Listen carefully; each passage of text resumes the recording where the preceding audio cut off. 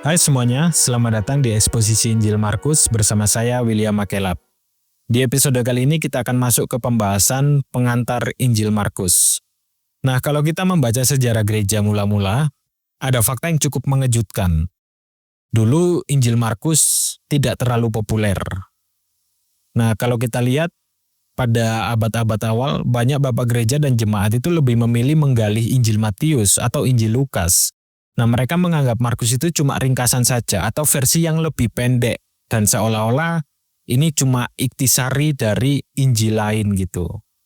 Bahkan Bapak Gereja Agustinus pernah menyebut kalau Markus itu sebagai cernaan atau rangkuman dari Injil Matius. Jadi boleh dibilang kalau Markus ini sempat terabaikan dalam pengkajian dan juga pengajaran.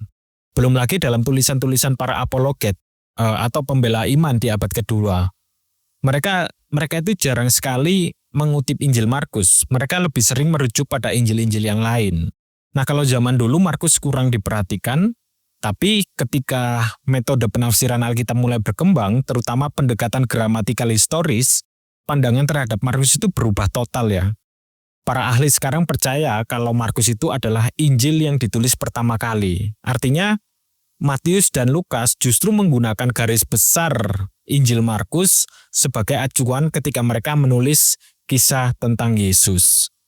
Jadi, Markus adalah dokumen mendasar gereja mula-mula, dan ini catatan tertulis paling awal tentang kehidupan, tentang pelayanan, kematian, dan kebangkitan Yesus yang kita miliki. Bukan sekedar ringkasan ya, tapi ini sumber primer yang dijadikan pondasi oleh penulis Injil, Matius dan juga Injil Lukas. Jadi kalau kita ingin memahami bagaimana gereja perdana mengenal dan memberitakan Yesus, maka kita harus kembali ke Markus. Karena Markus mencatat dengan lugas, cepat, penuh aksi, dan membawa kita langsung ke inti kabar baik, yaitu Yesus adalah Mesias, Anak Allah yang datang untuk melayani dan memberikan nyawanya untuk menebus kita semua. Nah, sebelum lanjut, kita harus bereskan satu hal dulu ya. Injil Markus itu bukan biografi modern, bukan juga buku sejarah seperti yang kita bayangkan hari ini. Kalau kita perhatikan, Injil Markus seperti semua kitab Injil, itu adalah tulisan teologis yang terpilih dan memiliki tujuan. Penulisnya di bawah pimpinan Roh Kudus, memilih peristiwa, perkataan, dan mujizat tertentu untuk memperkenalkan Yesus kepada pembacanya dan membawa mereka kepada iman yang benar dan iman yang menyelamatkan. Dan tujuannya jelas ya, yaitu penginjilan. Seperti kata Rasul Yohanes dalam Yohanes pasal 20 ayat 30 sampai ayatnya yang ke-31, semuanya dicatat supaya kamu percaya. Jadi, Markus tidak mau menceritakan segala sesuatu tentang Yesus, tapi segala sesuatu yang perlu diketahui untuk percaya kepada Yesus Kristus. Nah, kalau kita perhatikan, Markus sebenarnya menggabungkan 4 latar belakang sekaligus ya. Yang pertama, kehidupan dan pengajaran Yesus. Tentu, ini adalah sumber utamanya. Yang kedua, kehidupan dan pelayanan Petrus, karena menurut tradisi, Markus itu menulis berdasarkan khotbah Petrus. Dan yang ketiga, kebutuhan gereja mula-mula. Jemaat waktu itu sedang menghadapi penganiayaan, menghadapi pertanyaan tentang penderitaan, dan penantian akan Tuhan kembali. Lalu yang keempat, tujuannya penginjilan. Jadi Markus punya beban untuk membawa kabar baik kepada orang-orang yang belum percaya, khususnya non-Yahudi. Jadi dalam satu kitab kita dapat gambaran tentang Yesus secara utuh, lalu konteks murid-muridnya, kebutuhan jemaat awal, dan hati seorang penginjil. Perlu kita ingat ya, keempat Injil itu unik, tidak ada karya sastra lain di zaman Yunani Romawi yang seperti ini.